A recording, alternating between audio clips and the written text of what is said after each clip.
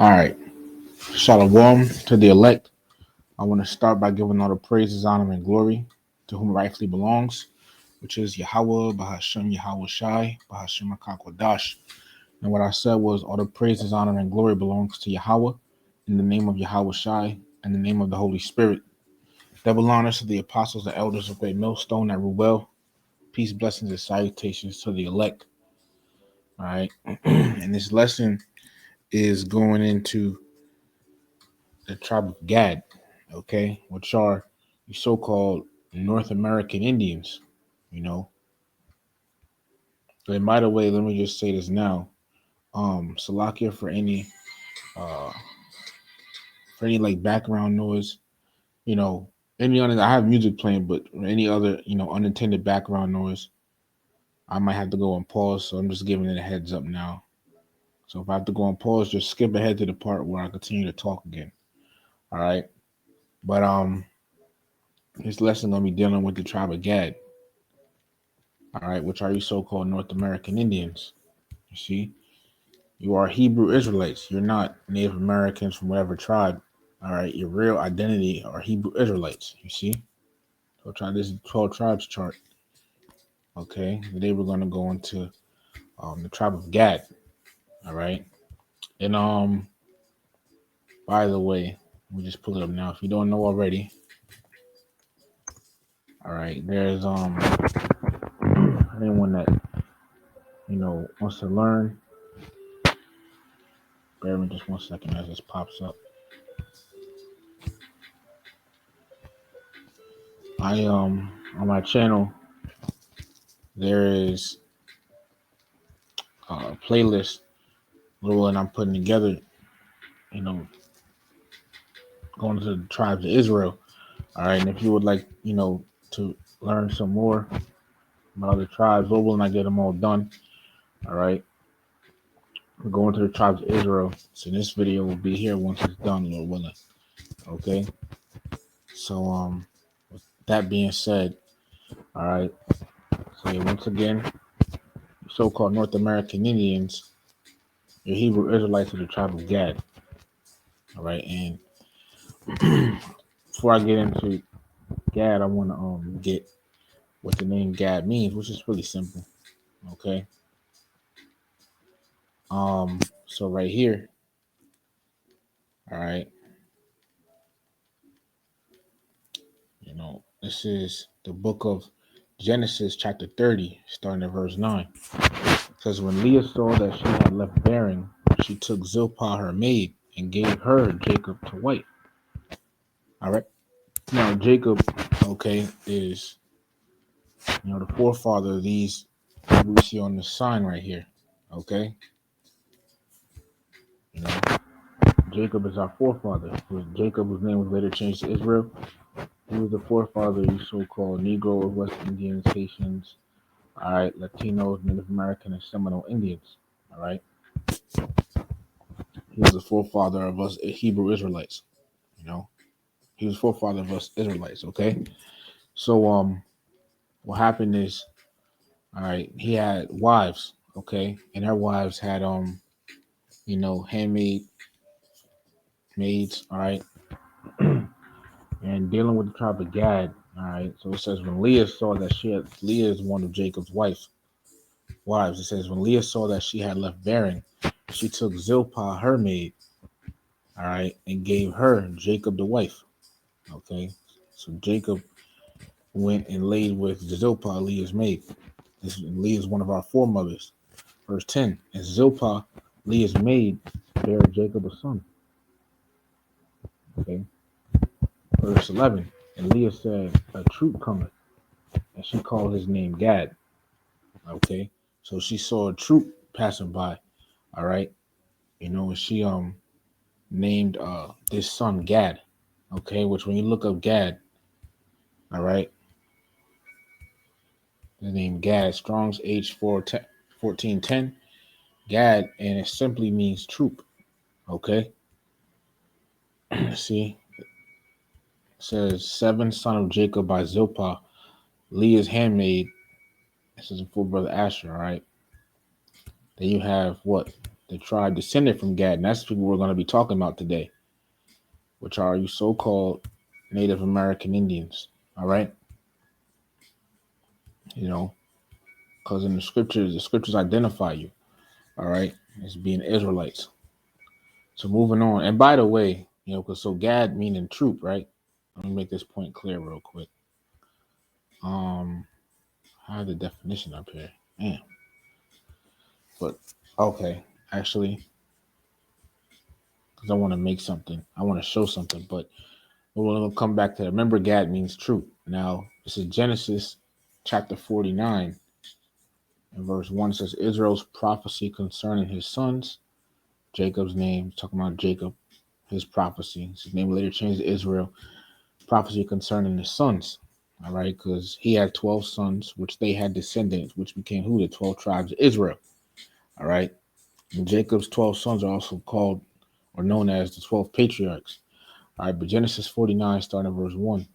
And Jacob called unto his sons and said, Gather yourselves together, that I may tell you that which shall befall you in the last days. All right. So Jacob called unto his 12 sons. All right. Which Judah, Benjamin, Levi, Simeon, Zebulun, Ephraim, Manasseh, Gad, Reuben, Naphtali, Asher, Issachar. They were all, they were they were actual men, but then they had descendants, all right, which were tribes, and therefore they turned into tribes. All right, now we're dealing with the tribe of Gad, right? But Jacob called his sons together to do what? So that I may tell you that which shall befall you in the last days. Okay.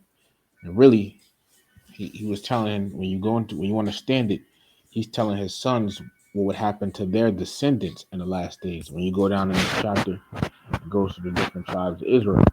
All right, prophecy concerning the different tribes of Israel, which we use to identify who the real Israelites are. Now, it says in the last days. Now, you look up Hebrews 1 and 1.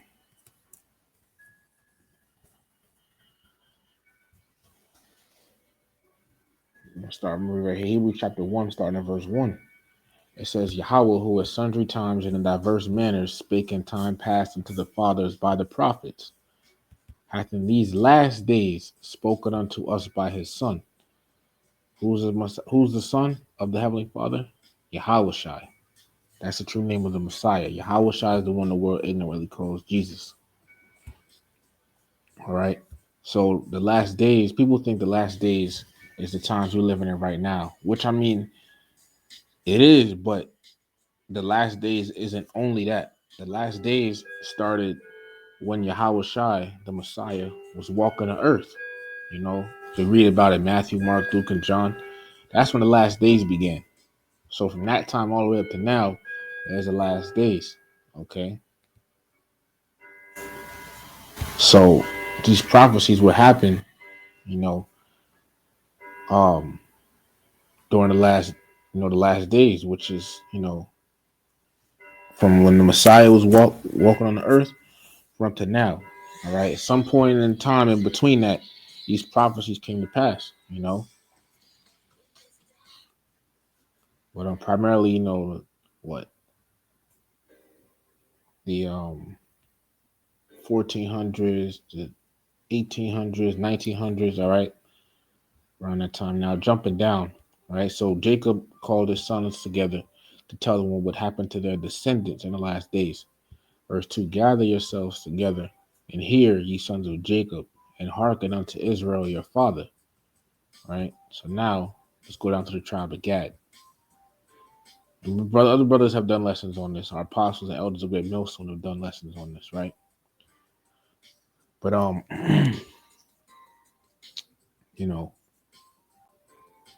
this lesson, Lord willing, is edifying. So this is Genesis 49 and 19, dealing with the tribe of Gad. Gad, a troop shall overcome him. Okay.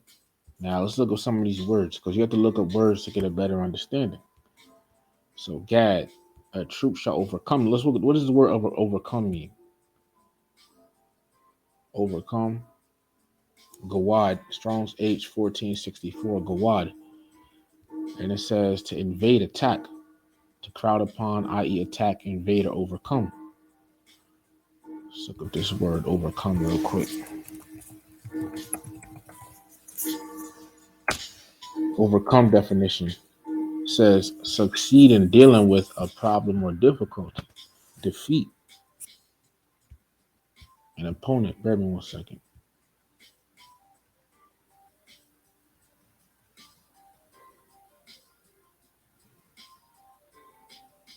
Anyway, slocky. All right, but it says defeat an opponent, prevail. You see, succeed in dealing with. So to actually beat. So let's read it again. Genesis 49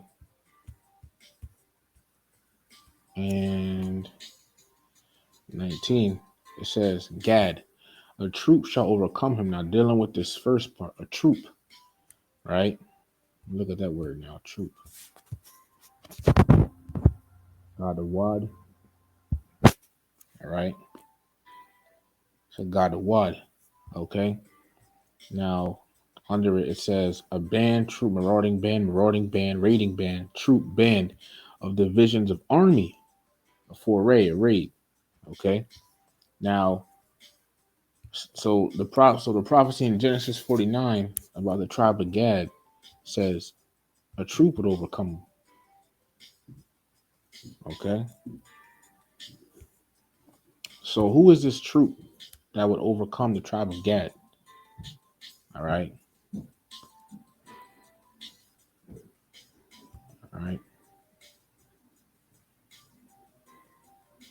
Now, this troop is the what's known as the United States Cavalry. Okay. The US Cavalry. Right. This is their symbol here, right here. And this is spiritual. Because in the US Cavalry was headed by who? It was really what it was headed by who? The so-called, it's really, the so-called white man, Esau. Okay. Cavalry, United States Army, a troop. Okay.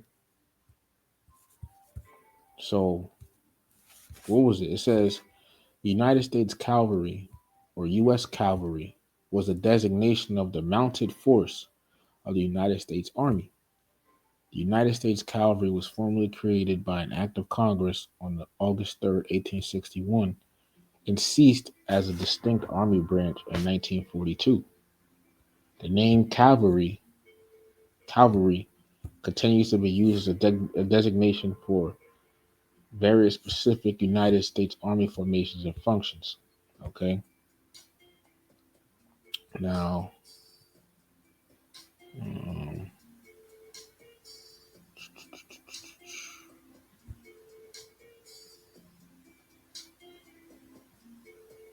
okay.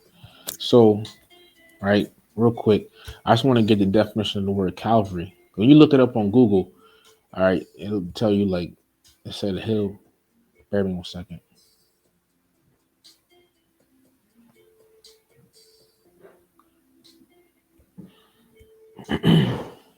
All right. But you look at the definition, if you just type in cavalry definition, what'll come up is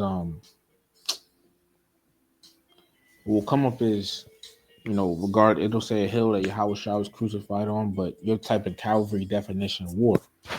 Cavalry war definition. Now, AR overview says cavalry refers to a group of soldiers who fight on horseback or another mobile military units.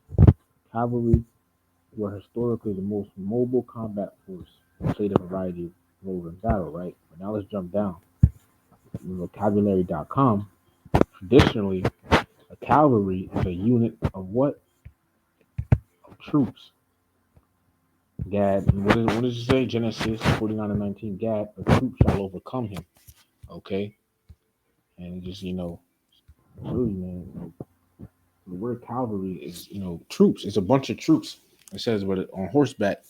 All right. And that's what the U.S. Cavalry was back then when they were taking down the tribe of Gad, which are the so-called North American Indians. All right. It says when horses were a primary means of transportation, right? When they didn't have cars or anything like that, cavalries were a common part of war. Since then, a cavalry might be any unit of soldiers that can be quickly deployed. All right. So this United States cavalry, right? Um, up and down. They were involved with you know, well, they were that troop that Slocky. They were that troop that took down the so-called Native American Indians. All right, and once again, as you see here, the sword, right? And this is spiritual because what the scripture said, real quick. What was Esau, aka the so-called white man's blessing? What was a part of his blessing? Genesis chapter 27, starting at verse 38. And it says, here, Esau said unto his father, hast thou but one blessing, my father? Bless me, even me also, O my father. And Esau lifted up his voice and wept. You read the story, Jacob and Esau getting a blessing. All right, now Esau's getting blessed. Verse 39, and Isaac his father answered and said unto him, behold, thy dwelling shall be the fatness of the earth. Now, yeah, because the so-called white man, you see them, they can enjoy the finer things in life, pretty much. It says now the dew of heaven from above. All right. They have control of the airways and things like that. But here's the point. Verse 40. It says, and by thy sword shalt thou live. And by thy sword shalt thou live. So this is why, this is why the so-called white man, this is why, he just has to do a lot with weapons, with weaponry. Okay. And it's just, spiritual because, this is their plaque. Cavalry, United States Army, sword. All right. Now, going down, and they were involved, with taking down the so-called Native Americans. See here, right here. Okay, this is a painting of so-called white men on horseback, you know, chasing down Gadites, so-called Native American Indians. Okay, you know, and then you see at the bottom it says U.S. Army Cavalry pursuing Indians, 1876. All right, so this is a part of prophecy, you know, but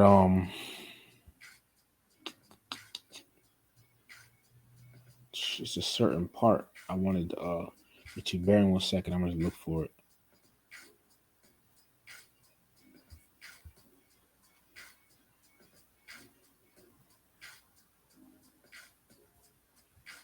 Okay, Indian Wars, and right here, it says westward expansion, which Lord willing, I'll come back to. Okay. Yeah, Lord willing, I'll come back to that. All right, but under Indian Wars, so this U.S. cavalry was, you know, it was a part of once again it had something. They had the it's like I know I keep stuttering, man. Damn. But they were taking down Native Americans. They were that troop that overcame Gad. All right. 1 second. Let me just close this.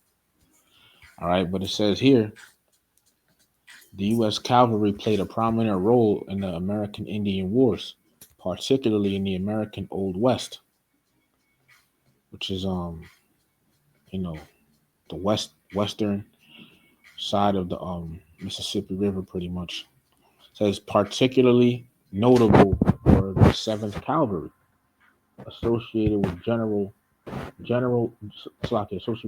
George Armstrong Custer in the Battle of Little Bighorn, and the Ninth and 10th Cavalry, the Buffalo Soldiers. Infantry units called the Indians, Walker Heaps, were also involved in some cases, where the main force deployed. Infantry, when mounted, were called mounted infantry. They lacked training and skill in horsemanship and cavalry tactics, right? But I want to look up this 7th Cavalry here, right? So 7th Cavalry, okay? It was a regiment, okay? And once again, look, this is their coat of arms here. Now you see, what do you see? At the top you see a sword. And under that you see Gad, Symbol of Gad here. Okay. The eagle. Deuteronomy 28. Tell you about that.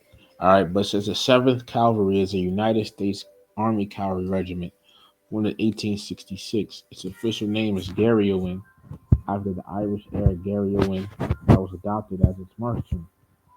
The regiment participated in some of the largest battles of the American Indian Wars, including its famous defeat at the Battle of the Little Bighorn, where its commander, Lieutenant Colonel General Armstrong Custer, was massacred. Slovakia, where its commander, Lieutenant Colonel George Armstrong Custer, was killed. The regiment also committed the Wounded Knee Massacre, where more than 250 men, women, and children of the Lakota were killed. All right. So, yeah, see, they were messing with Gad, man. All right.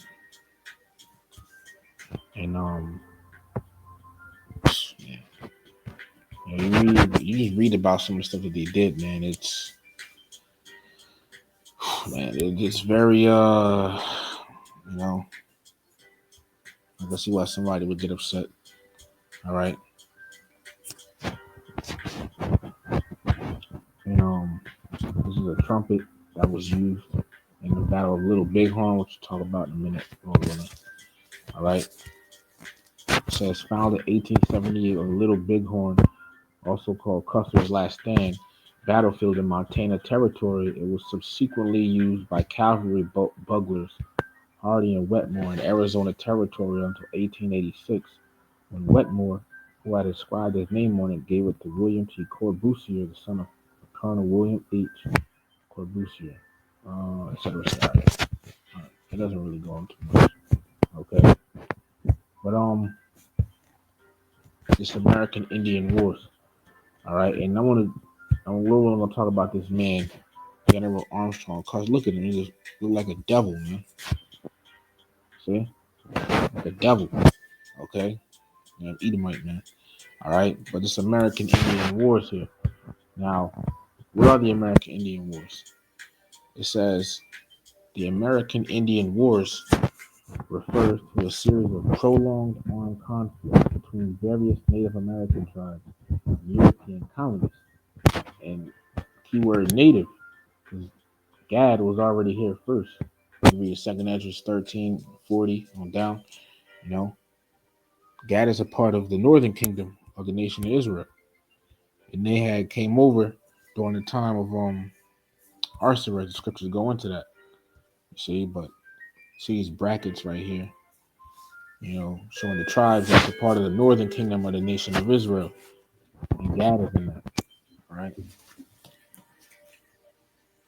Bear with me just 1 second. I gotta.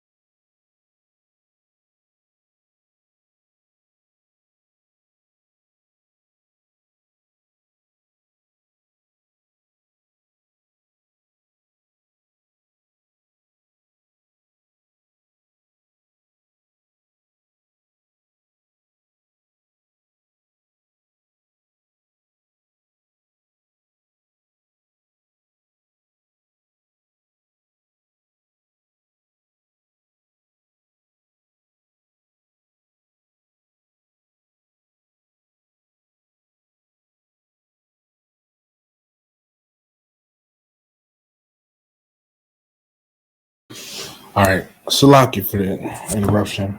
All right, but Native American Indian Wars.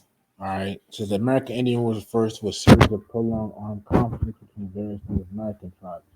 Now you have natives because they're originally here. Because during the Nebuchadnezzar's 1340, the tribe of Gad is a part of the Northern Kingdom. As you see here on this 12 tribes chart, bracket the tribes a part of the Northern Kingdom. They came to the Americas, which is called Arcturus, which means another land. All right. But the American Indian Wars, right? It says was a series of prolonged armed conflicts between various Native American tribes and European colonists, ESO. Later, primarily the United States federal government and settlers over land and resources across North America from the 16th to the early 20th century, marked by forced relocations of tribes onto reservations and significant loss of indigenous lives and territory. So came over here wrecking shop, man, pretty much, you know. And the thing is, I think later on this week is or sometime coming up is no, not later on this week. I don't think so. Slovakia. Let me see. Okay, yeah, next Thursday is Thanksgiving or Thanksgiving, you know. Man, you know, now they made a holiday out of killing off Gad, man. All right. But yeah, so getting into it, right? Uh the top up here. Oh, that was the American frontier here. Let me go back. Slovakia. Just clicking through some things from before.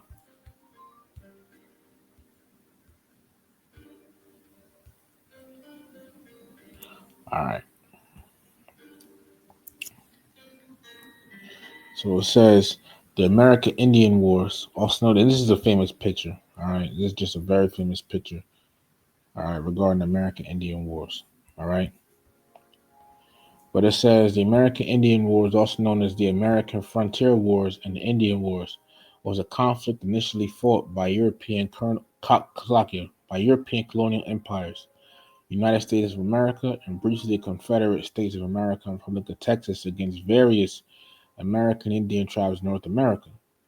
These conflicts occurred from the time of the earliest colonial settlements in the 17th century until the end of the 19th century.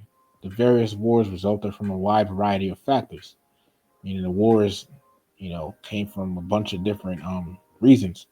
The most common being a desire of settlers and governments for Indian tribes' lands. So these devils, they wanted the land that Gad had, that was originally Gad's, man. Okay, you know, they they wanted it, you know, and I believe when I was looking at the apostles going to it, they pulled up a picture. Let's see if I can find it.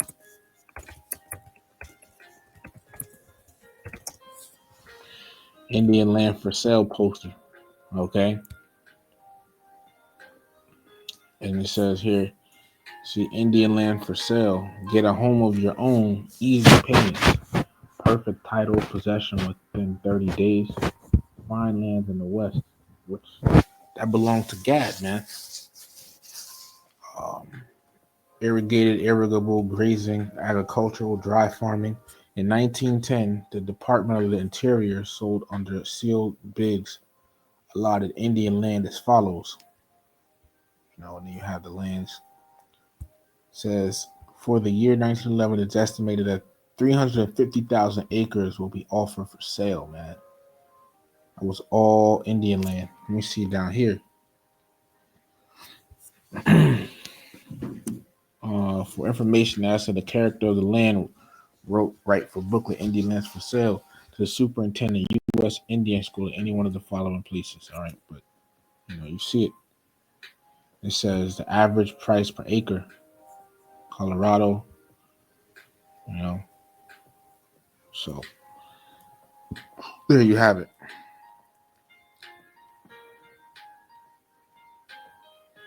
Okay, but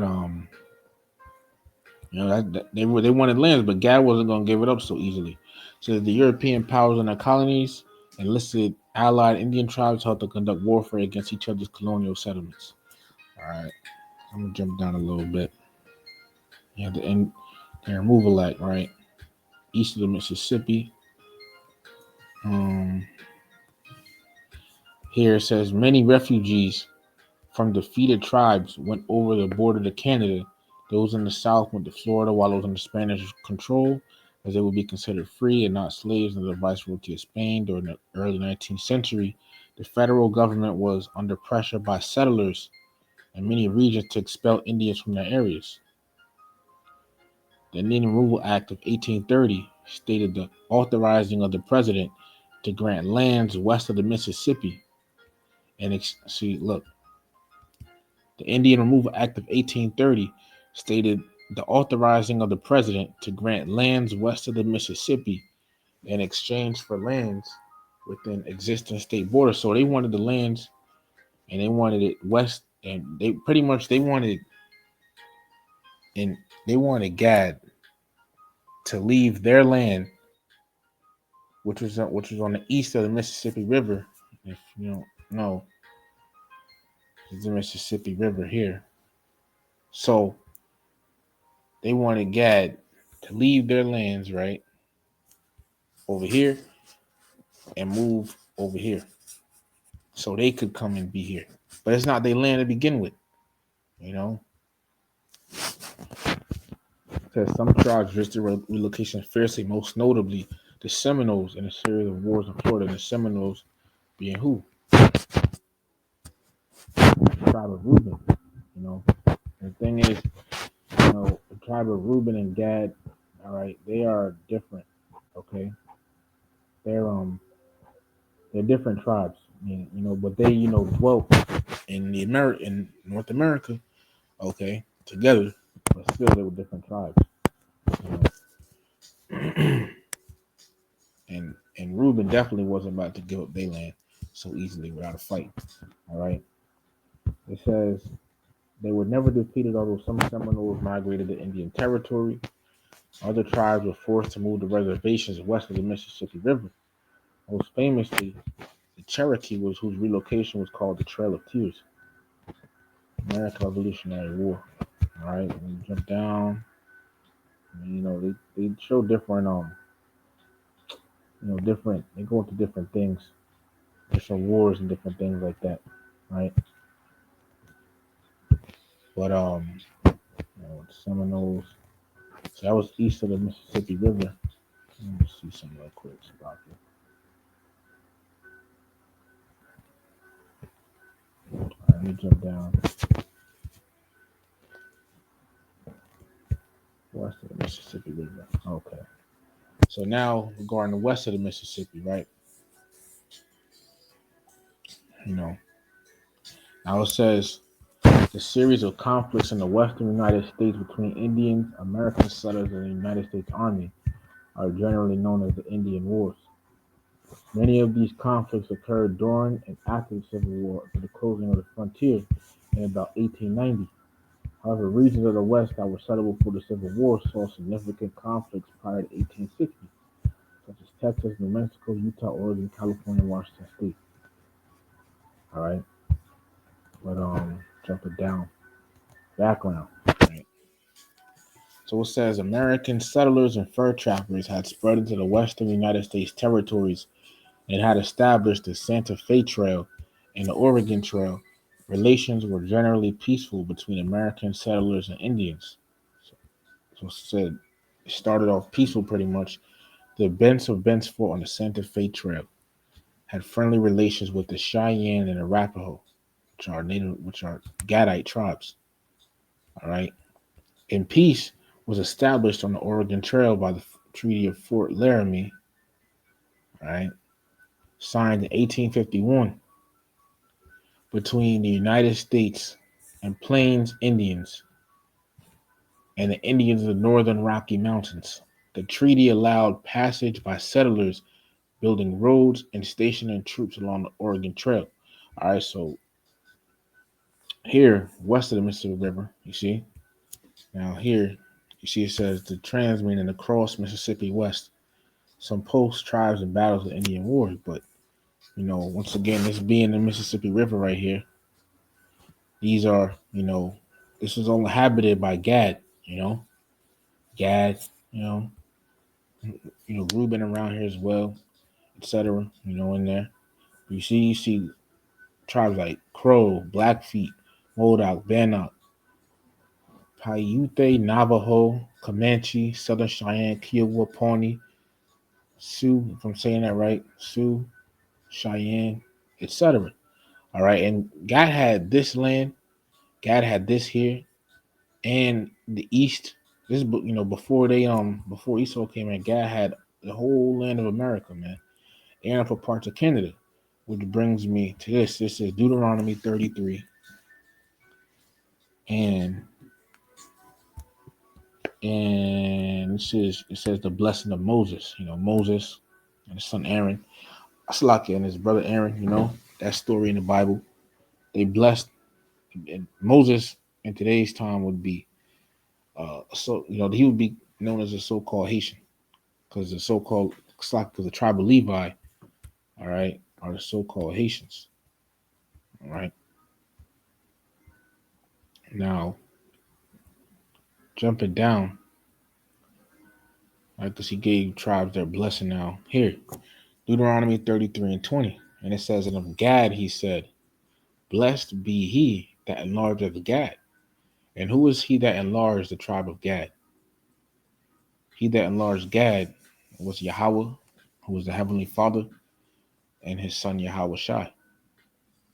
Okay? They're the ones that enlarged Gad. Everyone said.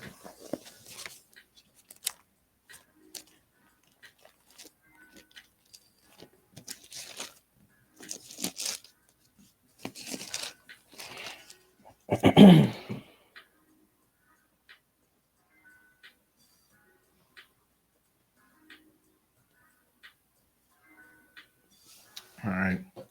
Yeah, now it says, Blessed be he that enlargeth Gad, he dwelleth as a lion. So the ones that enlarged Gad is Yahweh and Yahweh Shai. How? Because they gave Gad, right? They gave Gad this massive, oh man,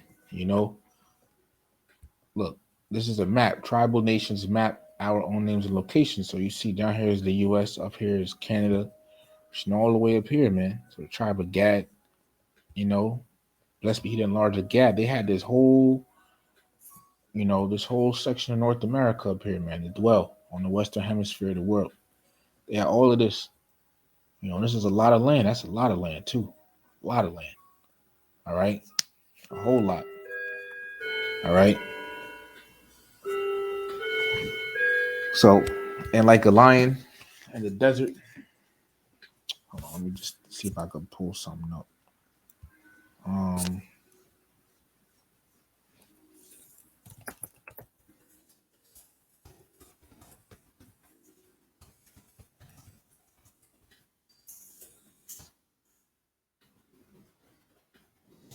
so I typed in do lions in the right here, do lions in the desert have a lot of land? It always says, yes, desert lions have large home ranges. The size of a lion's territory depends on how much prey is available, as well as access to water and dens. Desert lions have home ranges of 12,000 square miles or more, which is much larger than the 50 square miles of lions living on the Serengeti Plain. So, point being, lions, they have a lot of land, okay? You know, lions typically tend to have lots and lots of land, man. All right. So when the scripture says, once again, and of Gad, he said, Blessed be the Lord of Gad, he dwelleth as a lion. Okay. Because, meaning what? They had a lot of land. Where is it? That's how they had a lot of land, man. Here's a picture. See? Now here, it shows all the map of Native American tribes you've never seen before. Let me show this picture again here. All right. All right. It says, And I'm reading a little bit here. It says, I think a lot of people get blown away by, wow, there were a lot of tribes and they covered the whole country. You know, this is Indian land. Yeah, this is Gadite land, man. All right, Gadite and Reubenite land. All right, and that has the Seminole Patrick. All right, but Gadite and Reubenite land, man. Okay, this is their land, not you devils. Okay, y'all are the real, you so-called white people. You're really, truly the real illegal immigrants because you came to this country illegally. You know, you came over here and tried to take, and took over. You know, God never, well, God never said, God never brought you over to this land, man. All right. It says for more than a decade, he consulted history books and library archives, called up tribal members, and visited reservations as part of research work map project. All right, so you're just talking about the poster. All right, because you can look at Carapella's map and you can sort of get it immediately. Remember, it says this is Indian country, and it's not the Indian country that I thought it was because all these names are different. All right. Says he adds that some Native American groups got stuck with names chosen arbitrarily by European settlers. They were often derogatory names other tribes used to describe their rivals. And the thing is, yeah, you had rivals. Some people, some naysayers would say, see, what y'all had rivals, Native Americans had rivals. What is that supposed to mean? That take away from the fact of the Israelites? No, actually, it adds to it. Deuteronomy chapter 28, verse 54. It's one of the curses that will happen to the Israelites. And it says, so that the man that is tender among you and very delicate, his eyes shall be evil toward his brother. And I'm going to stop right there. That's one of the curses that the Israelite man would hate his fellow Israelite man, and have hostility between Israel. This explains black on black crime, you know. Even this, what we read in here, different rival tribes amongst Native Americans. So that even proves that we Israelites, moving up further in the chapter, right? Deuteronomy 28 and verse 45.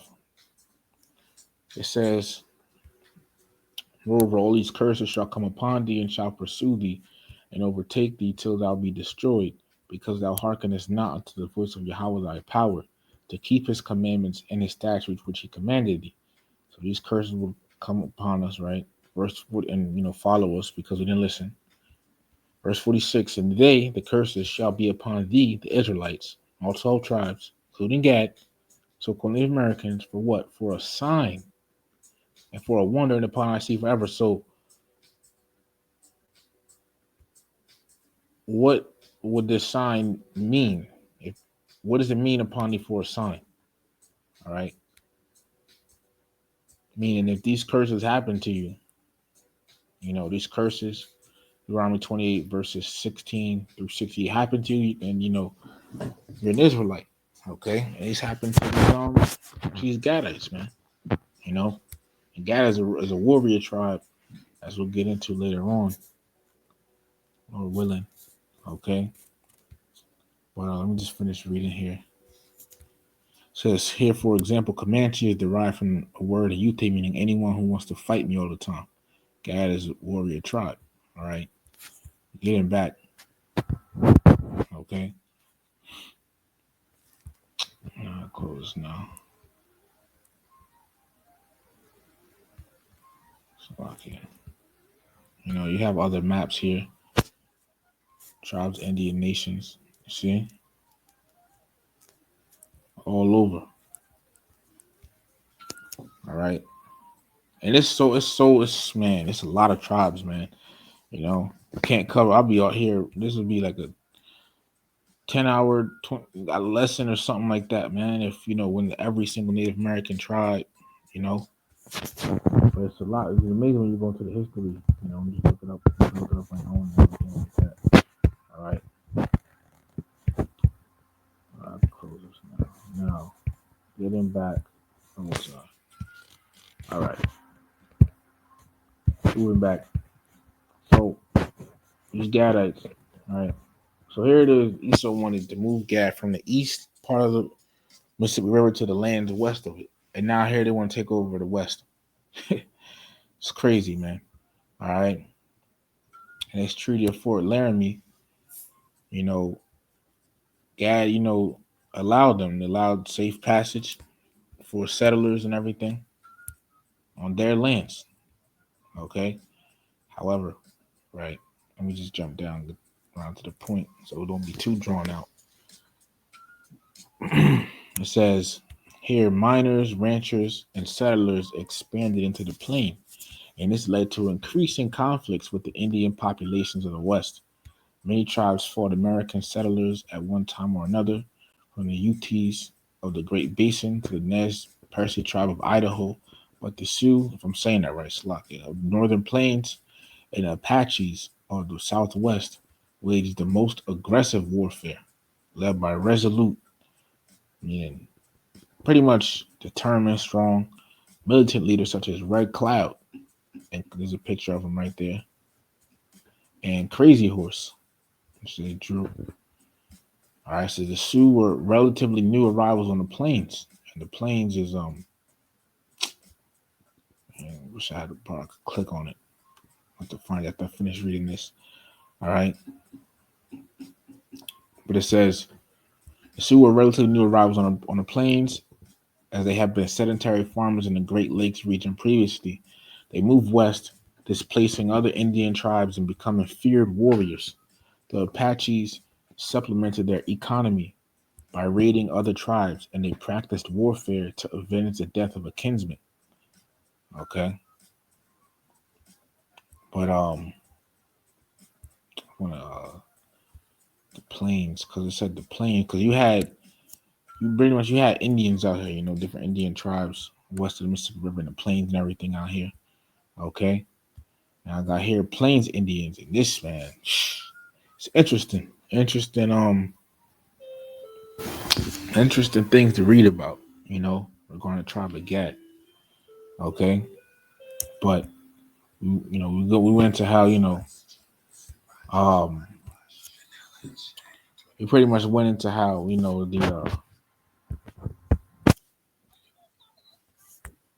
the cavalry pretty much took down Gad, overcoming Gad, killing them off,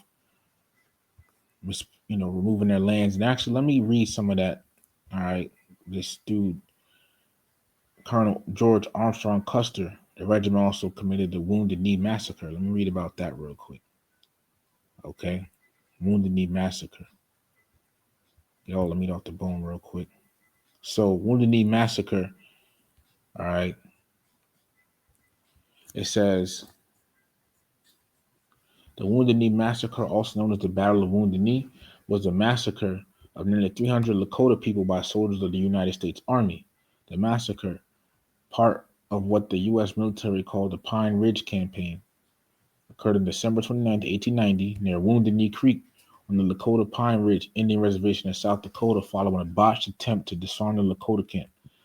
The previous day, a detachment of the U.S. 7th Cavalry Regiment, commanded by Major Samuel M. Whitside, all right, approached Spotted Elk's band, all right, a chief, another Gadite chief. So the thing is, how Esau come to this side of the world and think that we're just savages, okay? You know, how you just come over here and think that we're just how you come over here and think people are just savages? When we had chiefs and everything like that, chiefs, you had hierarchy, you had cities, all of that.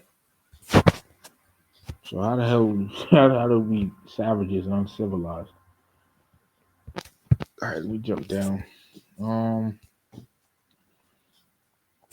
fighting and ensuing massacre. It says after being called to the Pine Ridge Agency, Spotted Elk of the Minnetonka Lakota Nation and 350 of his followers were making a slow trip to the agency on December 28th, 1890, when they were met by a 7th Cavalry detachment under Major Samuel M. Whitside south of Porcupine Butte. John Shangrew, who said a scout and interpreter who was half Lakota, advised the troopers not to disarm the Lakota immediately as it would lead to violence. The troopers escorted the Native Americans about 5 miles westward to Wounded Knee Creek, where they told them to make camp. Later that evening, Colonel James W. Forsyth and the remainder of the 7th Cavalry arrived, bringing the number of troops at Wounded Knee to 500. In contrast, there were 350 Lakota, 120 men, and 230 women and children. The troopers surrounded Spotted Elk's encampment and set up 4 rapid-fire Hotchkiss design M1875 mountain guns. And what is this? I believe this is also called the Gatling gun. So I think I'm wrong. Let me just make sure. I'm not sure. But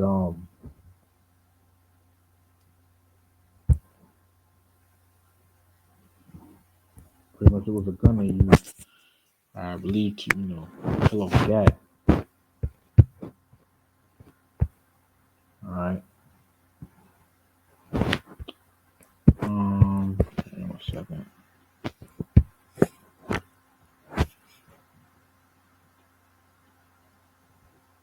All right, let me read some of this right here. It says, man, and look, here it is. Actually, let me read it and then get some of the pictures first. At first, all firing was at close range. Half the Lakota men were killed or wounded before they had a chance to get off any shots. Some of the Lakota grabbed rifles from the piles of confiscated weapons and opened fire on the soldiers with no cover. And with many of the Lakota unarmed, this lasted a few minutes at most. So we still had what? The blessing of the sword once again. It says while the Lakota warriors and soldiers were shooting at close range, other soldiers used the Hotchkiss guns against a teepee camp full of women and children. It is believed that many of the soldiers were victims of friendly fire from their own Hotchkiss guns. The Lakota women and children fled the camp seeking shelter in a nearby ravine from the crossfire.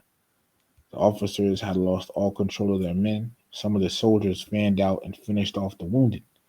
Others leaped onto their horses and pursued the natives, men, women, and children, in some cases for miles across the prairies. In less than an hour, at least 150 Lakota had been killed and 50 wounded. Other estimates indicate nearly 300 of the original 350 having been killed or wounded, with a blizzard preventing immediate search following the massacre. Reports indicate that the soldiers loaded 51 survivors, 4 men and 47 women and children, on the wagons and took them to the Pine Ridge Reservation. Army says Army casualties number 25 dead. Black Coyote died at Wounded Knee. All right, but it's lucky. But it says in less than an hour, man. Less than an hour, at least 150 Lakota had been killed and 50 wounded. Damn. Other estimates indicate nearly 300 of the original 350 having been killed or wounded, with a blizzard preventing immediate search following the massacre. It's crazy, man. All right. Let me see.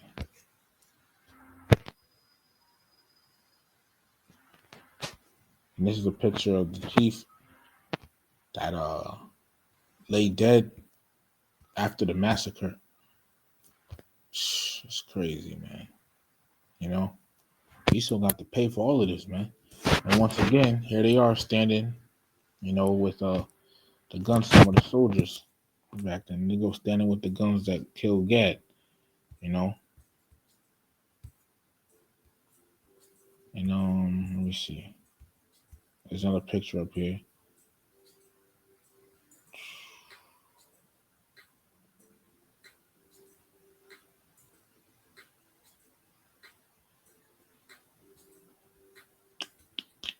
It says here mass grave for the Lakota dead after the massacre. See the soldiers up here and Gad down here, So the thing is, when we get in the kingdom, Esau, you're gonna have to pay for this, man. You're gonna have to pay. And we As Apostle Hart said, we ain't gonna show you nothing but pure, unadulterated hate. Let me look at that word unadulterated real quick, man. You know, but yet you have Christians that want to save the so-called white man. Unadulterated, it says not mixed or diluted with any different or extra elements, complete and absolute, pure. You gonna realize you think we hate you call us hateful now, but you gonna realize you gonna know what hate is in the kingdom. Oh yeah, oh yeah, because we're gonna remember all this. You know, we finally gonna have upper hand. All right, let me see. Where was it? Uh, okay, I was back over here. Okay.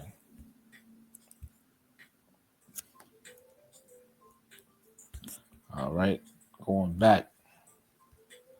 Okay. Let me jump down.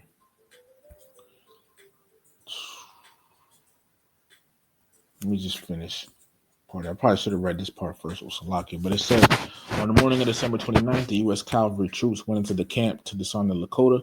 One version of events maintains that during the process of disarming the Lakota, a deaf tribesman named Black Coyote was reluctant to give up his rifle, claiming he had paid a lot for it.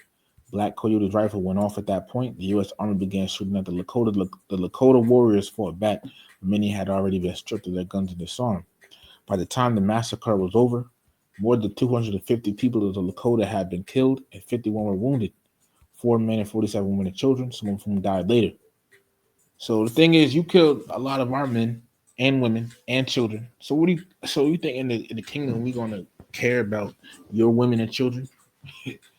Definitely not your men. All right. It says some estimates place the number of dead as high as 300.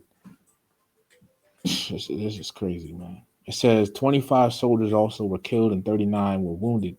6 of the wounded later died. 19 soldiers were awarded at the Medal of Honor, specifically for Wounded Knee, and overall 31 for the campaign. So 2001, the National Congress of American Indians passed 2 resolutions condemning the military awards and called on the federal government to rescind them. All right. The Wounded Knee National Historic Landmark, the site of the massacre, this is just here, all right, has been designated a National Historical Landmark by the U.S. Department of the Interior. In 1990, both houses of the U.S. Congress passed a resolution on the historical centennial, formally expressing deep regret for the massacre. That's too damn bad, you know. That's too bad. You killed off Gad, man. You killed a lot of Gad. All right.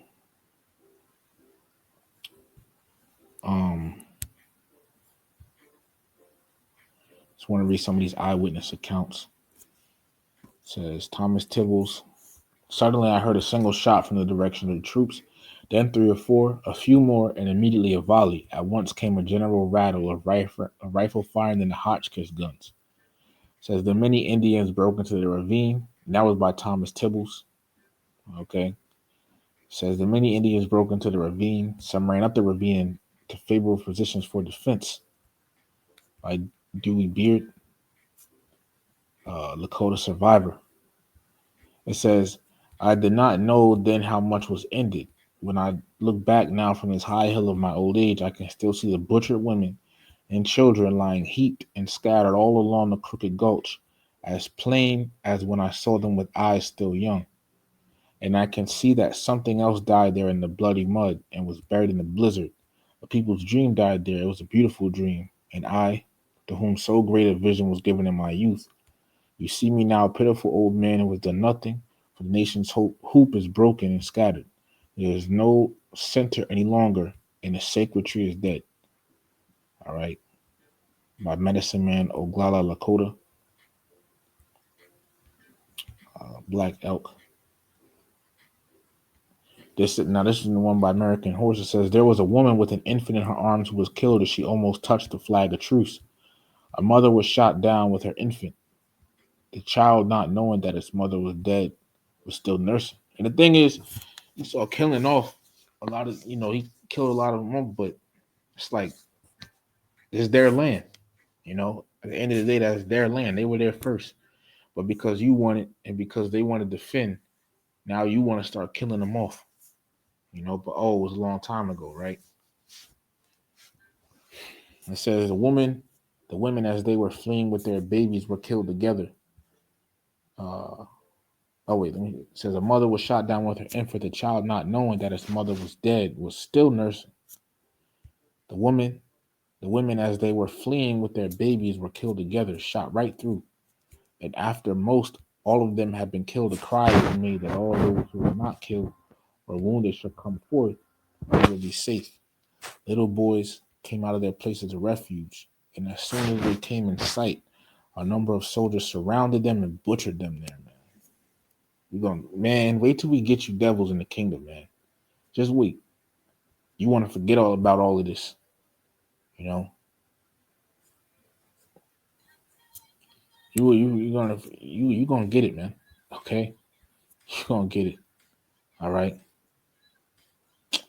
But moving on, right? So I wanted to talk about that.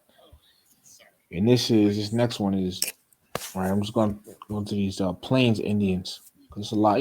Some really nice info in there. All right. Let me just see about Custer real quick. I want to bring up some stuff about Custer, man. This devil. Okay. And we're going to get to the Battle of the Little Bighorn in a second, Lord willing. All right. But don't feel like a devil, man. You could see the hate in his eyes, man. Okay.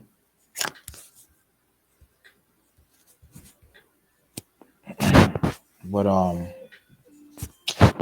just a little bit on him, right? So I typed in on Google, what bad things did General Custer do? It says General George Armstrong Custer is most notably criticized for his role in the Battle of the Little Bighorn, where he led a reckless attack against a large Native American village, resulting in the deaths of many Native Americans, including women and children, and the complete annihilation of his own command. He is also condemned for previous acts like the Washita River Massacre, where he attacked a peaceful Cheyenne village on the Chief Black Kettle, killing many unarmed people.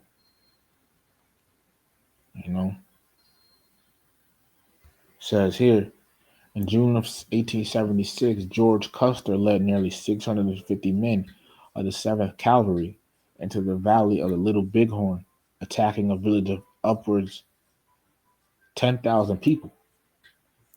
Steve Brady, member of the Cheyenne Crazy Dog Society, said, "Our people have never seen such atrocities committed." What were the atrocities of Custer? So you devils, you're in the kingdom. When we get in rulership, you're gonna experience atrocities. You're gonna experience seeing your young ones and old ones get beat, and slaughtered. Okay, and you have no power in your hand to do anything about it. You're gonna laugh in your face. We're gonna feel good, and you won't be able to do anything about it. So the Lord's gonna give us our look back. You see, Genesis 49 and 19 again. It says, "Gad, the troop shall overcome him, but what? But he shall overcome at the last." Okay, yeah, and that's gonna be when Yahweh Shai gets back. All right, the Lord's gonna allow Gad to get their lick back. Okay, it's gonna start with the elect of the nation of Israel, man. Okay, the elect, because you have some tribe of Gad that gets saved and delivered when Yahweh Shai returns. So Yahweh Shai is the savior, okay, and under Yahweh Shai, Hamashiach, all right. If you have a savior that saves your people, you can get payback on those that harmed you. And they can't do anything to you about it because you have what? Your saved. You have your savior with you. Okay. And that's what's gonna happen. All right, but the Lord gonna allow God to get their lick back. All right, but now, matter of fact, let me off the bone. Let me get about that Little Bighorn, Battle of the Little Bighorn. So this man, all right, this is a picture of the Battle of Little Bighorn. You see Gad here. You notice the fringes and everything, which gonna be, you're gonna see a lot of the art and depictions of Gad, and you're gonna match with the scriptures a little bit. All right, but Battle of Little Bighorn. It says the Battle of Little Bighorn, known to the Lakota and other Plain Indians as the Battle of the Greasy Grass, and commonly referred to as Custer's Last Stand, was an armed engagement between combined forces of the Lakota, Sioux, Northern Cheyenne, and Arapaho tribes and the 7th Cavalry Regiment of the United States Army. It took place on June 25th to 26th, 1876, along the Little Bighorn River in the Crow Indian Reservation in southeastern Montana Territory. The battle, which resulted in the defeat of U.S. forces, was the most significant action of the Great Sioux War of 1876. Okay, so I believe Gad won this. Okay,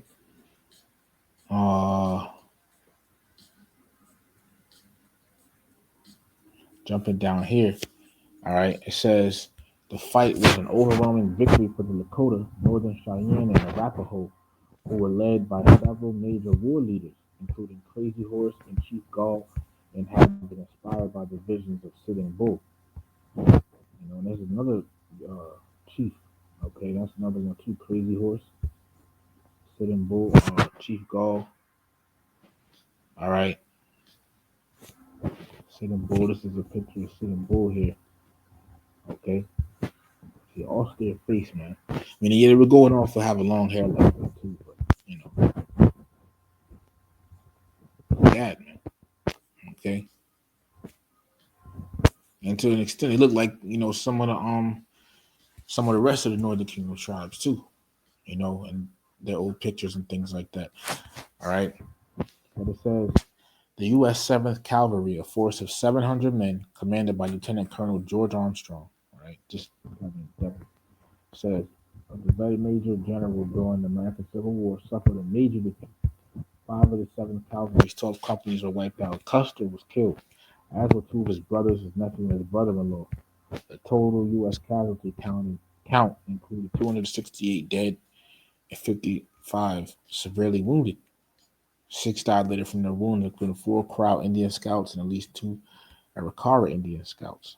These different tribes and things like that.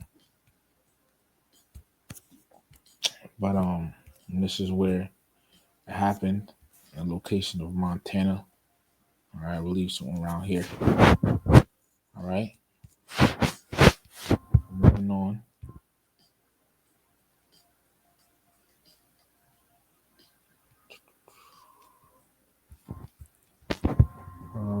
The battle of it.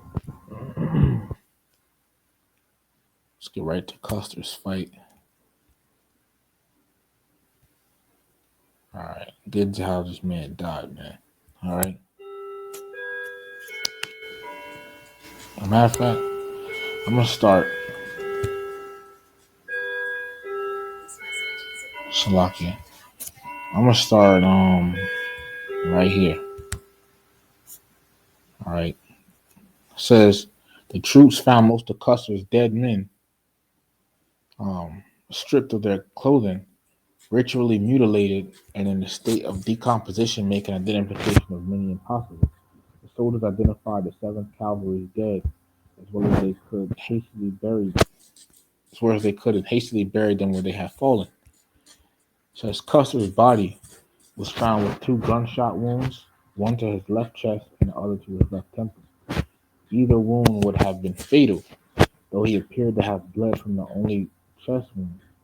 Some scholars believe his head wound may have been delivered post-mortem. All right. Since says some Lakota oral histories assert that Custer, having sustained a wound, committed suicide to avoid capture and subsequent torture. This would be inconsistent with his known right-handedness, but that does not rule out assisted suicide. Other native accounts note several soldiers committing suicide near the end of the battle. Custer's body was found at the top of Custer Hill, which also became known as Last Stand Hill. There, the United States erected a tall memorial obelisk inscribed with the names of the 7th Cavalry's casualties. All right. So he had, he got put to death, man. The devil finally got put to death. Okay. This man is a scout in the American Army, but Gadite scout though.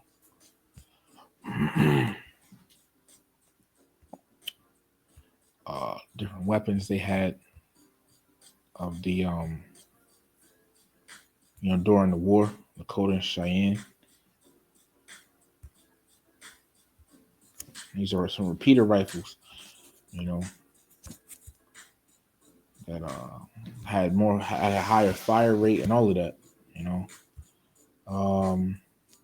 Colt single action. All right. It's another one.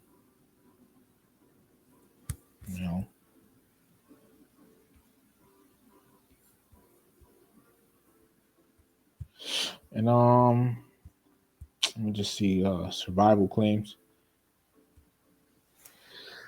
Salakia. Actually, no, I'm not gonna read all of that. All right. You can look up more of it if you want, but just to move along, so this lesson ain't, too long. All right, let me see the time on it now. All right, yeah, gotta move along here. All right, so the Plains Indians, right? Now, it's one of the this song is so it says Plains Indians or indigenous peoples of the Great Plains and Canadian Prairies are the Native American tribes and First Nation band governments who have historically lived on the interior plains, the Great Plains, and the Canadian Prairies. So, out in that region, western Mississippi, etc. All right, it says while hunting, farming cultures have lived on the Great Plains for centuries prior to European contact, the region is known for the horse cultures that flourished from the 17th century through the late 19th century. The historic nomadism and armed resistance to domination by the government and military forces of Canada and the United States have made the Plains Indian culture groups an archetype in literature and art for Native Americans everywhere. The Plains tribes are usually divided into broad classifications which overlap to some degree. The first group became a fully nomadic horse culture during the 18th and 19th centuries following the vast herds of American bison. I'm going to talk about that too. Although some tribes occasionally engaged in agriculture. And these are the different tribes. All right. This is a painting of one of the Native Americans, one of the tribes called Kainai. Sounds like, Hebrew word Kanai a little bit. All right. But let me just see horses. Okay. And there is okay, here we go. So horses, pretty much these Gaddis, they had incorporated horses into their lifestyle, and that was really, useful. Here you see it says Stump Horn of the Cheyenne and his family with the horse and travois. I'm saying that right. You look at what a travois is. Travois says a type of sledge formerly used by North American Indians, especially of the Great Plains, to carry goods, consisting of two joined poles pulled by a horse or dog. You see, in a horse because they incorporated that. All right. Here's a picture. You see Gad up here. Women and children. The man here and the horse and the travois. All right. But here, right, it says the horse enabled the Plains Indians to gain their subsistence with relative ease from the seemingly limitless bison herds. It says riders were able to travel faster and farther in search of bison herds to transport more goods, thus making it possible to enjoy a richer material environment than their pedestrian ancestors. For the plains people, the horse became an item of prestige as well as utility. They were extravagantly fond of their horses and the lifestyle they permitted. So Gad was over here, living, pretty good. They was able to move around faster. They had the travois. They could take their what they got back. You know, instead of walking around everywhere, right? So God was living kind of good with it, man. All right. Now jumping down to where it says slaughter the bison. Okay. Now the thing is, right, and I believe I had a part I wanted to show about that too.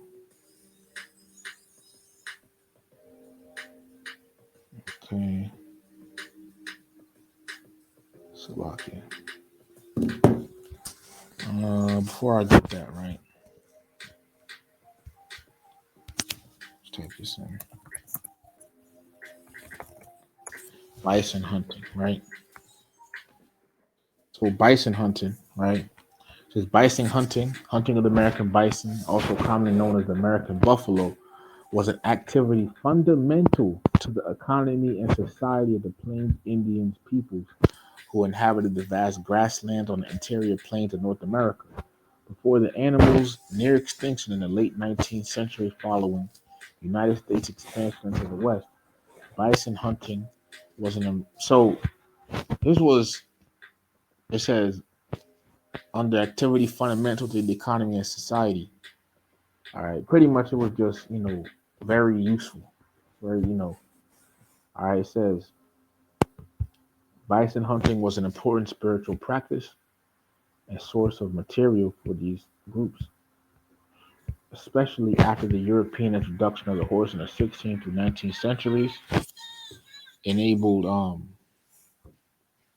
new hunting techniques. These species' dramatic decline was a result of habitat loss due to the expansion of ranching and farming in western North America. Industrial scale hunting practiced by non-indigenous hunters. I'm read it again. Industrial scale hunting practiced by non-indigenous hunters increased. Um, damn,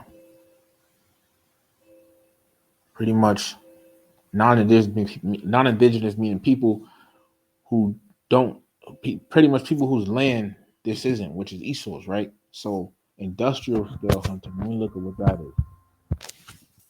What is industrial scale?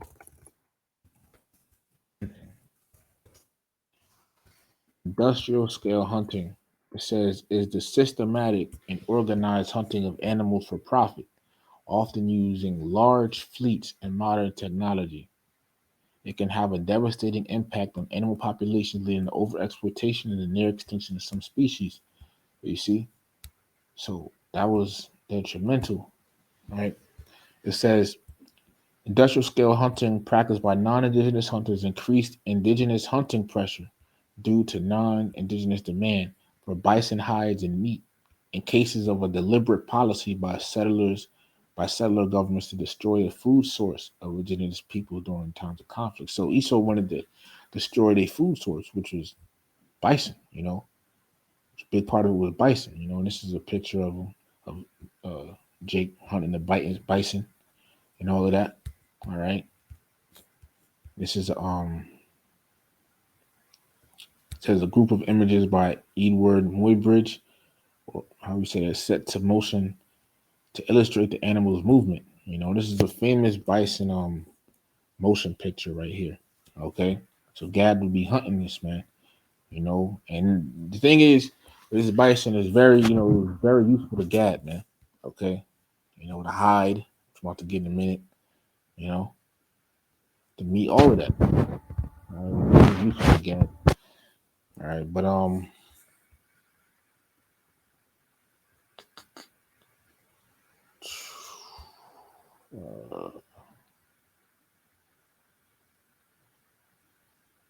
let me see.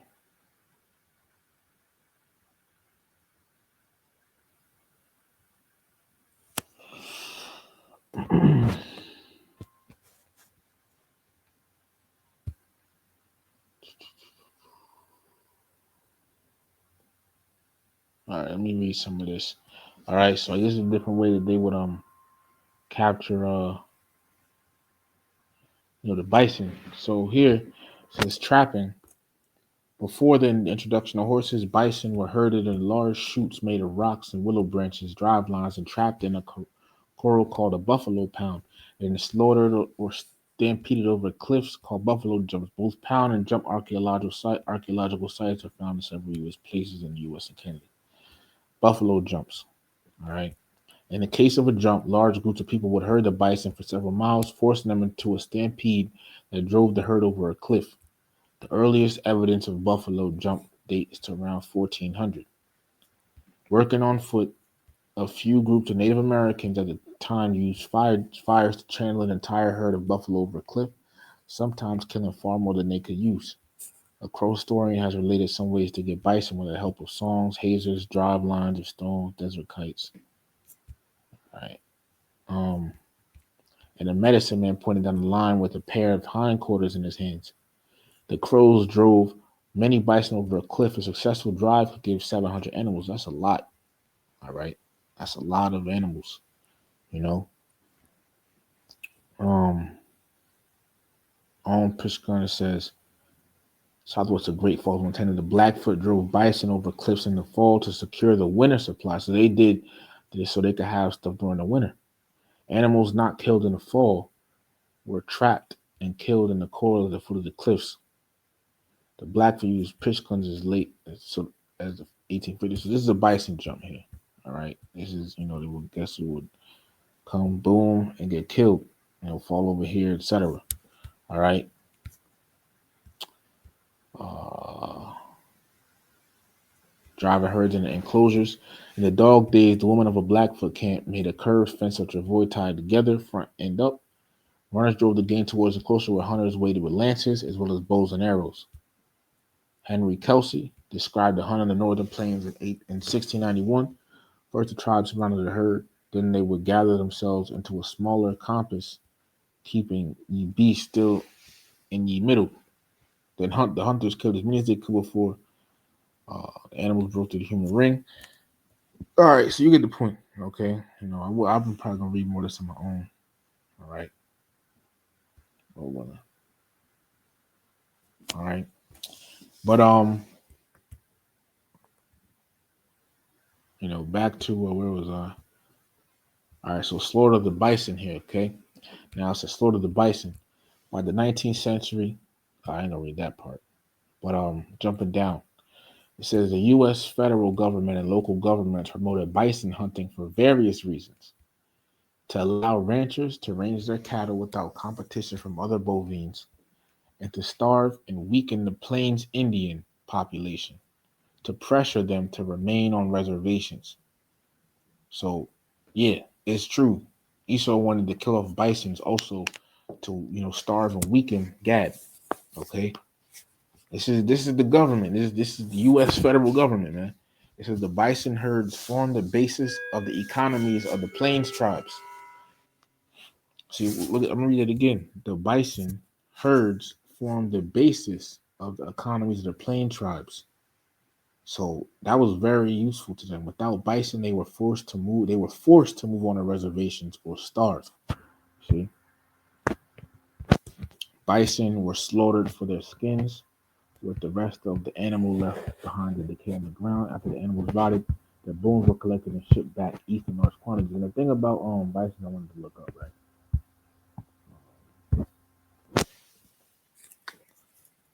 What? Because everything comes up.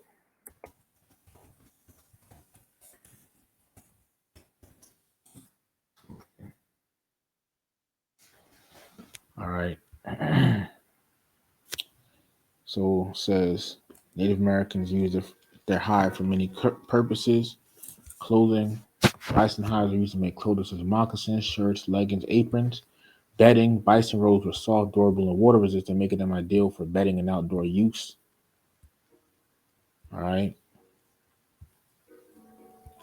Teepee coverings. Bison hides were used to cover teepees. Disguises. Bison hides were used to create disguises to help hunt more bison. Trading. Bison hides were a valuable trade item during the fur trade. Native Americans would sell their robes for trade goods. Other items, bison hides were also used to make pouches, arrow quivers, and knife sheaths. All right. Bison were sacred to Native Americans and were a staple part of their diet. They used every part of the bison, including the meat, bones, horns, and tendons. Bison meat was a staple food for Native American tribes. Bison bones were used to make tools, weapons, and ceremonial items. But see, the thing is, if you saw killing the bison, then what? You know, his horns. Bison horns were cut into spoons, scoops, rattles, and cups. Tendons. Bison tendons were used to make sewing threads, bowstrings, and ropes. Damn, tendons. But if you don't have this, how you gonna fight back? Since the hide was used for teepees, clothing, and trading during the fur trade, Native Americans turned buffalo hides into robes and sold them for trade goods. Also, too, how um,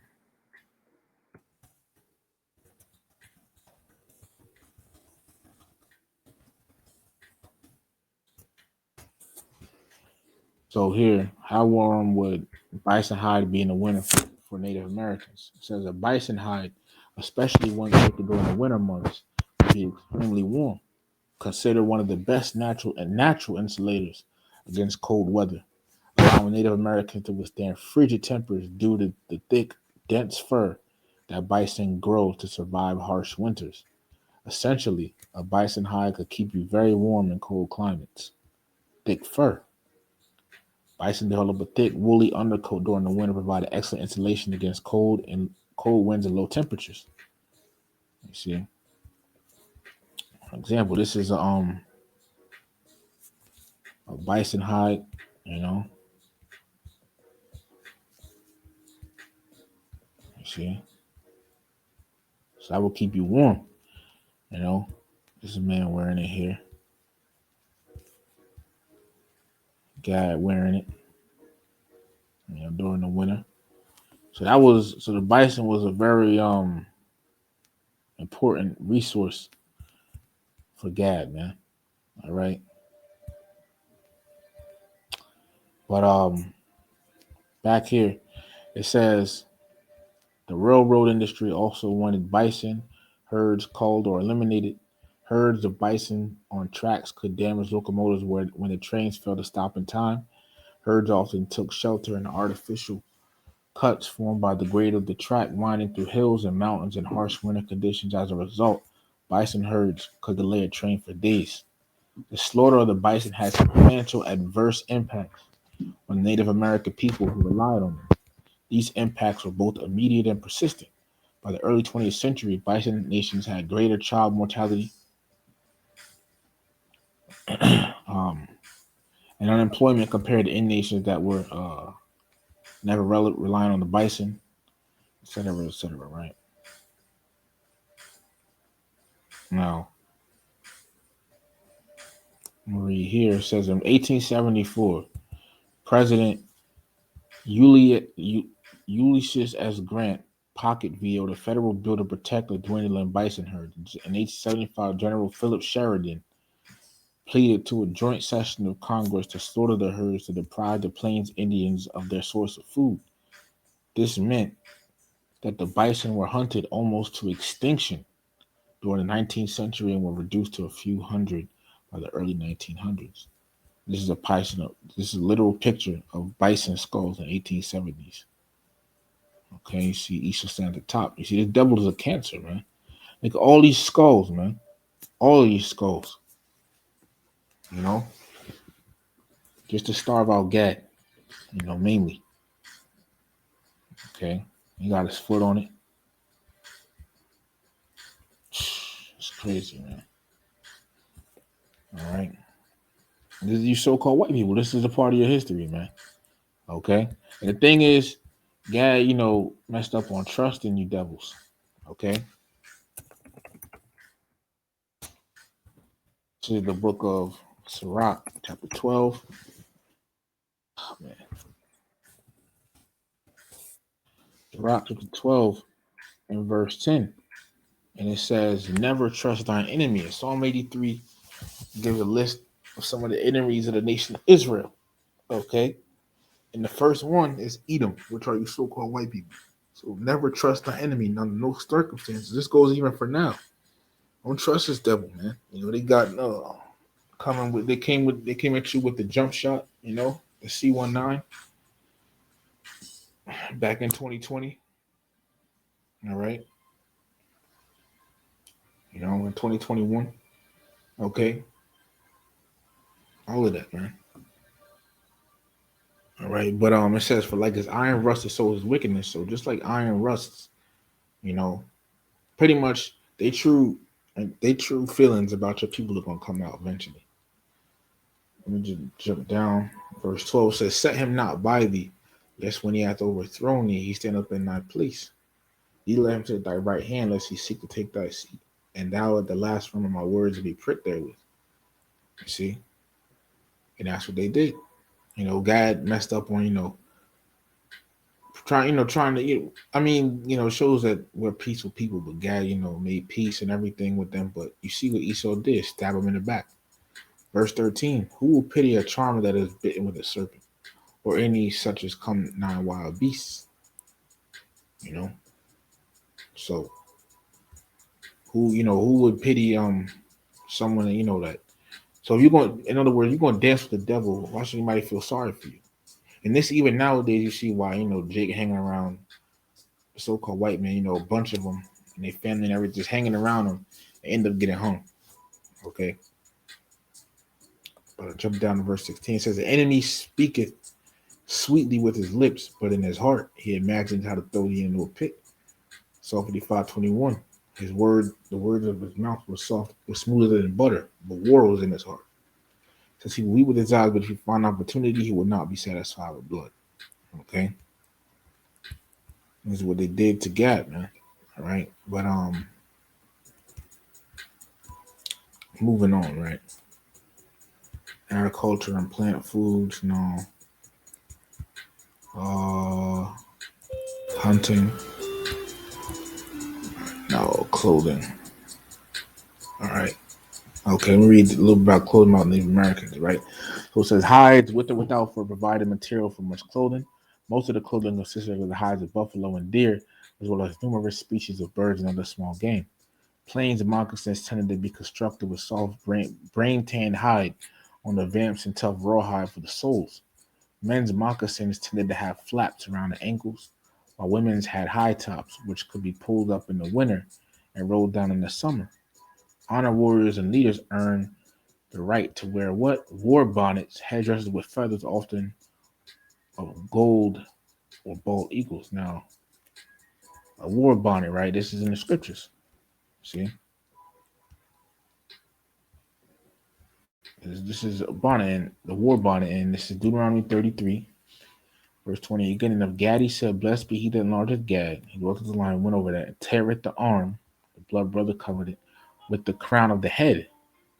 And what's the crown of the head? The crown of the head is where is it? Wait 1 second. Here we go. It's this war bonnet. It says eagle feather war bonnet, Cheyenne, 19th century trade beads, eagle feathers, etc. That's another picture of the war bonnet right there. Well, another type of headdress. You see the different war bonnets, and the thing is, you see Gad with fringes on them, and even in some of the the Latin tribes, they have fringes on it, and that's a custom of the Israelites. This is the book of Numbers, chapter 15, verse 38. And it says, verse 37, and Yahweh spake unto Moses, saying, speak unto the children of Israel, and bid them that they make them fringes in the borders of their garments throughout their generations. See, but who? The children of Israel. This is the custom of the Israelites, a law that was given to the Israelites to make fringes, okay, at the borders of the garments. Yet they put upon the fringe of the borders a ribbon of blue. Okay, and the thing is, you look at it, all right.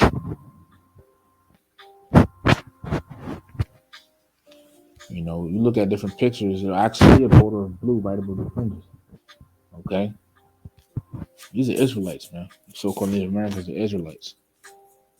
And it's another picture of the headdress.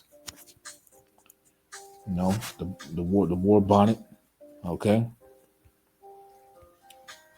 But the thing is, what are these friends? What you know? The thing is, we wear fringes now. You know, in our garments, we're Israelites, man. All right. We don't wear those. You know, let me just say, you see brothers wearing, on the highways and byways with the garments. And this is why. And the fringes. And what does it mean? Verse 39, it says, "And it shall be unto you for a fringe, that ye may look upon it, and remember all the commandments of Yahweh, and do them, and that ye seek not after your own heart and your own eyes, after which ye used to go a whoring, that ye may remember and do all my commandments, and be holy unto your power." All right. So the Lord pretty much gave us his commandment to put a fringe on our garments so we can remember all the commandments of the Lord and do them. That's what it really means. Okay. But it's spiritual, just further shows that local Native Americans are Israelites because they wore it. They wore that, you know. But all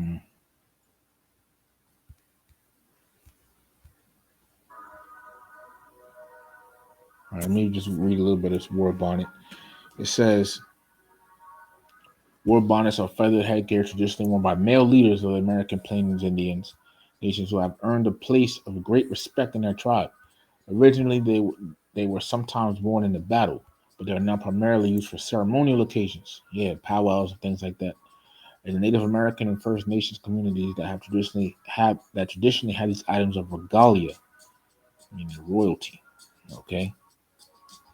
It says regalia is the set of emblems, symbols, or paraphernalia indicative of a royal status, you know. And ultimately, us Israelites, we are a royal people, a holy people, a special people above all else. Deuteronomy 7:6. And it says, "For thou," speaking to the Israelites, "are an holy people unto Yahweh thy God." And holy means separate. Yahweh thy God has chosen thee, the Israelites, to be a special people unto himself, above all people that are upon the face of the earth. And this goes for all the 12 tribes, all these people. If your father, if his ethnicity is on this sign, on this chart, then you're an Israelite. Okay? Because you are what your father is according to the Bible. All right. But Native American and First Nation communities, all right, God, they are seen as items of great spiritual and political importance and to be worn by those who have earned the right and honor to formal recognition by the people. All right, so moving on. Okay, I get some more now. There's just regarding some things about Gad real quick. Let me look up some more of the clothing just to show you about the border of blue. All right, let's see. See, like right here, for example, the border of blue, fringes. That's the Israelite color. Okay. But moving forward, because Gad is also a warrior tribe, right? Now it's First Chronicles 5:18. The sons of Reuben and the Gadites, see, so-called Seminole Indians, so-called North American Indians, and had the tribe of Manasseh, of valiant men able to bear buckler and sword, and to shoot with bow, and skillful in war were 40,700 and threescore that went out to the war, which is 44,760. 44,760 that went out to the war. So they were Gadites are a warrior tribe, just like Reuben. Okay, and it's something that they did, man, because Gad had a brutal, a brutal tactic of scalping. Now, as what was scalping? All right, it says scalping describes the forceful removal of the human scalp with hair attached. The violent act is usually performed with a knife, but it can also be done by other means. Someone can scalp victims who are already dead, but there are also examples of people being scalped when they are still alive. I'm gonna get one of them examples. This man by the name of Robert McGee. Now here, Robert McGee, and this is a picture of actual scalping. He was scalped by Sioux Indians. Okay, see, scalped by Sioux Chief Little Turtle in 1864. Robert McGee. Okay, and you can read about it. But scalping in the old west. I just wanted to get the picture again up close. Okay, this is another picture right here. Scalping. That's man. All right. It says I'm gonna just read the here and then jump around to pictures. But it says scalping in the old west by Western author Nick Brumby says while no pain was perceptible, the removing of my scalp sounded like the ominous roar and peal of distant thunder. So scalping sounded like thunder, like a crack of thunder, man.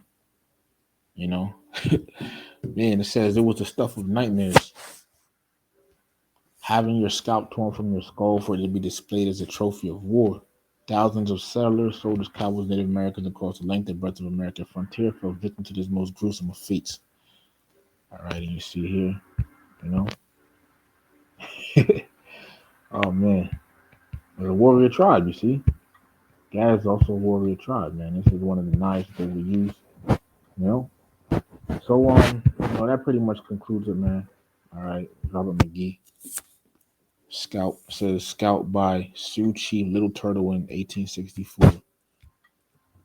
William Thompson. All right, he also Scout. She got Scout. You know, so hey, so just wanted to tribe of Gad today. So hey, that concludes it.